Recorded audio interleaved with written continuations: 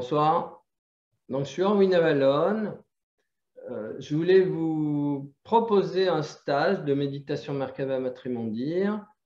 Donc, les 16, 17, 18 septembre, soit à Nice, soit online.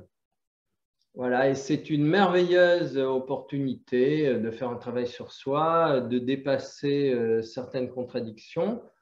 Les stages, bon, je ne sais pas si vous avez déjà rêvé d'un monde où on puisse devenir transparent déjà envers soi-même, envers les autres, et pouvoir tout se dire et tout se dire à soi-même et tout dire aux autres, parce que le cœur est plein d'amour et parce que la pensée ne juge plus. Voilà, donc ça c'est un peu l'objectif.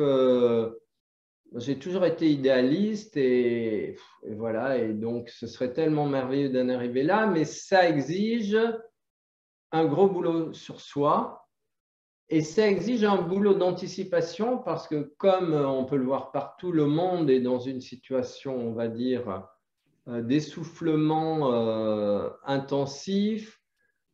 C'est pas un hasard s'il y a une pandémie mondiale, c'est que l'humanité est malade. Mais l'humanité n'est pas malade physiquement. L'humanité est malade psychiquement. Elle est malade psychiquement parce que les gens ont perdu l'idéal, la grandeur d'âme, la hauteur de vue, la capacité vraiment de se projeter dans un futur merveilleux. C'est comme si les gens avaient le nez collé sur le sol et puis n'aspiraient qu'à une chose, c'est on va dire, à une amélioration des conditions de vie matérielles qui, bien sûr, sont importantes, mais qui ne sont qu'une petite partie de la réalité. Et donc, si on limite la réalité à ça, eh bien, la réalité devient sinistre, insupportable, abominable. Et c'est ce qui se passe maintenant. Et donc, on va dire,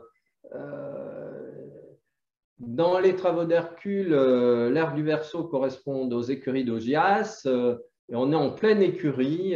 Voilà, on va dire toute la noirceur du monde remonte à la surface, et c'est absolument magnifique parce qu'il fallait que ça se fasse. Et en même temps, Hercule a réussi à laver, à nettoyer les écuries d'Augias. Et c'est ça qu'il s'agit de faire en chacun d'entre nous, c'est-à-dire faire couler l'eau de l'amour et la faire descendre au plus profond de nous, jusque dans l'essence même de nos cellules, le noyau de nos cellules. Donc, c'est un peu comme faire émerger le lotus de la fange. Voilà, c'est ça le programme actuel. Et donc, en fait, tout le cursus, les séminaires de méditation Merkaba Matrimondir ont vraiment comme objectif de nous amener à ce nettoyage émotionnel gigantesque qui est pas seulement le nettoyage de nos propres mémoires de souffrance, mais nous portons en nous toutes celles des générations précédentes, toutes celles de notre généalogie, de l'humanité, de la planète, et tout ça, il faut le nettoyer. Et donc, nous avons, on va dire, un protocole progressif qui permet d'aller de plus en plus vers la quintessence,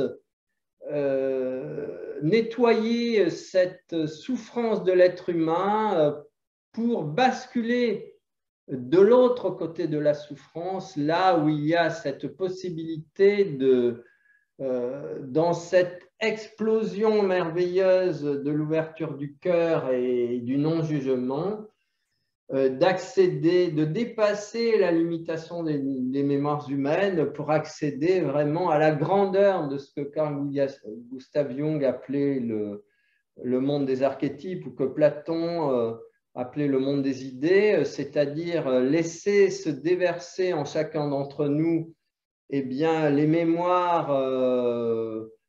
qui régissent toute l'évolution de tout l'univers. Donc, il y a un travail considérable à faire de nettoyage, mais tout se fait en lien avec la force de vie. La vie, la vie, la vie. Seule existe la vie.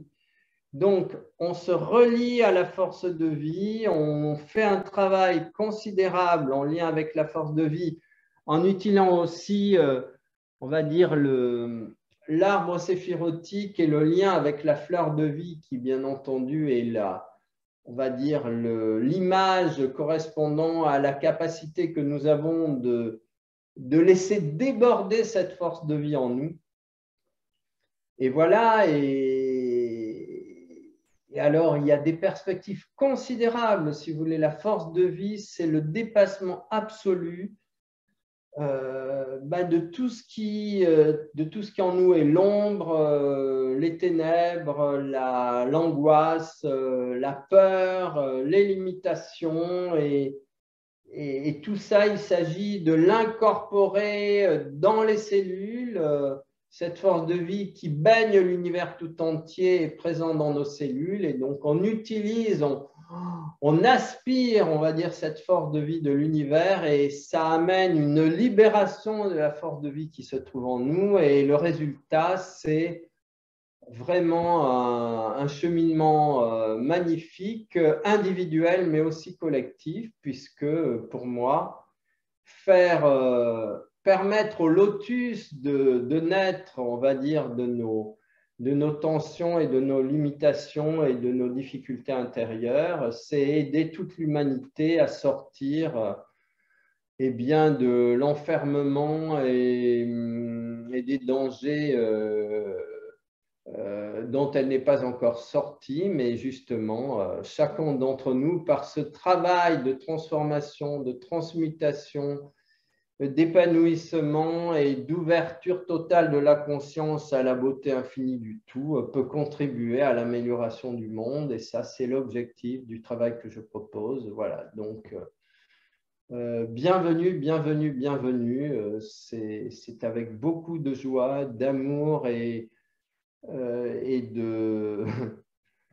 d'enthousiasme que je vous propose ce partage. Voilà. Merci infiniment.